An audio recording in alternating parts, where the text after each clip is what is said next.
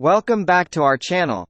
Today we will be talking about 7 measures taken to solve problems facing the industrial sector in Uganda. The first measure is to provide financial assistance and incentives to promote investment in the industrial sector. Secondly, the government is focusing on improving infrastructure, such as roads and electricity, to facilitate industrial development. Another measure is the establishment of industrial parks, which provide ready-made facilities and support services to attract investors. The government is also working on strengthening the legal and regulatory framework for the industrial sector to promote business growth. In addition, efforts are being made to enhance skills development and education to create a highly skilled workforce for the industrial sector. To promote innovation and technology, the government is encouraging research and development activities in the industrial sector.